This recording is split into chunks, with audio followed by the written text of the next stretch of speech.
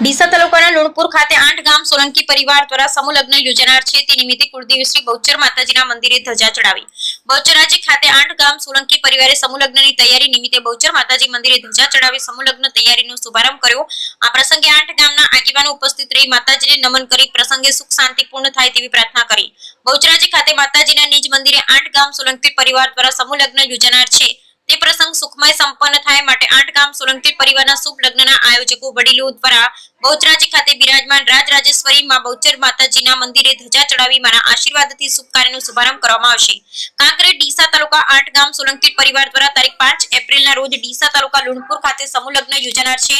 આ શુભ કાર્ય સુખ શાંતિથી પૂર્ણ થાય તે માટે 8 ગામ સોલંકી પરિવાર દ્વારા બહુચરાજી ખાતે બિરાજમાન શ્રી રાજરાજેશ્વરી માં બહુચરને ઢોલ નગારા સાથે ધજા ચડાવી માતાજીને પ્રાર્થના કરવામાં આવી અને શુભ કાર્યમાં શાંતિથી પૂર્ણ થાય. મોટી સંખ્યામાં યુવાનો વડીલો ઉત્સાહભેર માતાજીની ધજા ચડાવી.